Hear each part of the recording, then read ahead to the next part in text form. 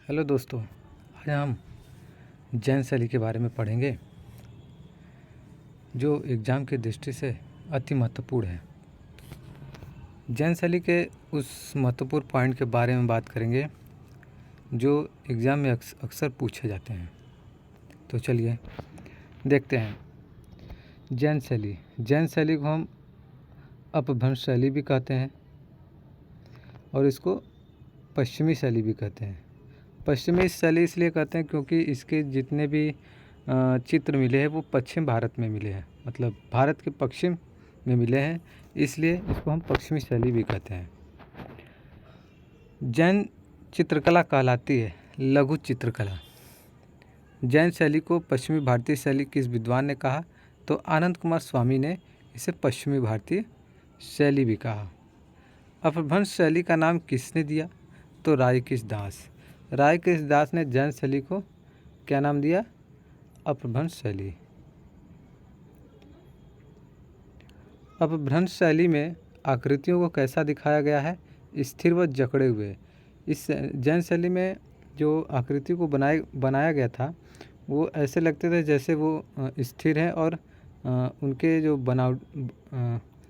बनावटीपन है उसमें जकड़े हुए दिखाया गया है उसको। भारत में सचित्र पुस्तकें सर्वप्रथम किस माध्यम पर बनी? तो कागज़ पर। सबसे पहले कागज़ पर बनी। जैन लघु चित्रों का प्रमुख विषय क्या है? तो तीर्थंकर और उनकी जीवनी। जैन चित्रकला भारत के किस हिस्से की है? तो पश्चिमी हिस्से की है। अपभ्रंश चित्रों का विषय क्या है? तो जैन है। कल्पसूत्र का सर्वप्रथम चित्रण किस शैली में हुआ? तो जैन शैली में। कल्पसूत्र किसकी रचना है? तो भद्रबाहु की। कल्पसूत्र किसकी रचना है? तो ये भद्रबाहु की है। परली आँख किस शैली के चित्रों की विशेषता है? तो अपभ्रंश शैली। सवा चश्म चेहरे के बाहर निकली हुई बड़ी बड़ी आँखें इत्यादि किस शैली की विशेषता है?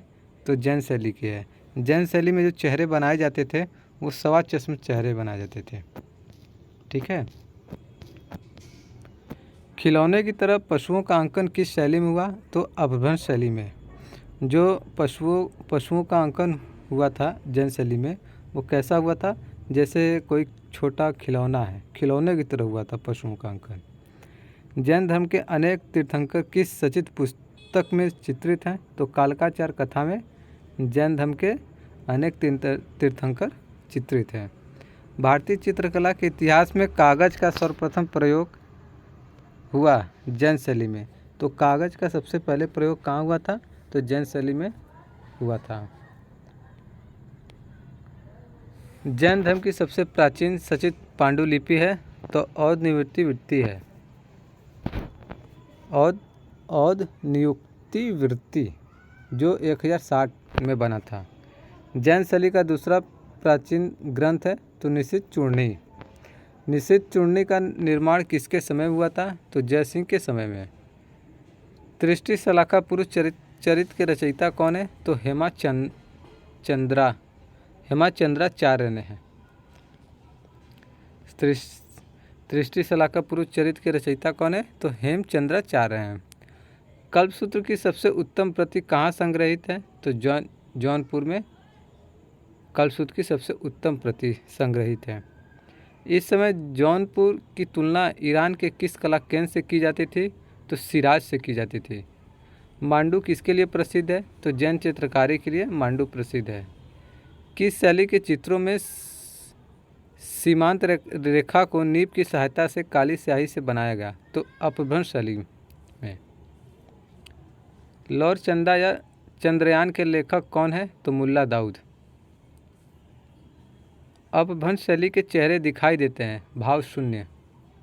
जैन शैली के चित्रों में किस रंग की प्रधानता है? तो प्राथमिक रंगों का प्रयोग हुआ है जैन शैली में। पटचित्रों के निर्माण में किस शैली को अपनाया गया? तो गौड़ शैली। वसंत विलास के चित्र कहाँ पाए जाते हैं? अहमदाबाद। कपड़े पर निर्मित उस काव्य कलाकृति का नाम बताइए जो श्री मेहता को गुजरात से मिली थी? वसंत विलास। वसंत विलास में कुल कितने चित्र हैं? तो 79 है, 79। वसंत विलास में कुल कितने चित्र हैं? तो 79 हैं। ऋतु और बारहमासा का सर्वप्रथम अंकन किस चित्रित प्राचीन पट्टिका में मिलता है? तो वसंत विलास। वसंत विलास ऋतु और बारहमासा से संबंधित पुस्तक है। जैन शैली से प्राप्त चौर पंचाशिका के चित्रों में क्या चित्रित है? तो विल्लड़ और चंपावती की प्रणय लीला। चौर पंचाशिका किसके द्वारा लिखा गया? तो विल्लड़ के द्वारा। जैन शैली को अपभ्रंश शैली नाम किस विद्वान ने दिया? तो रायकिश दास ने जैन शैली को अपभ्रंश शैली नाम दिया।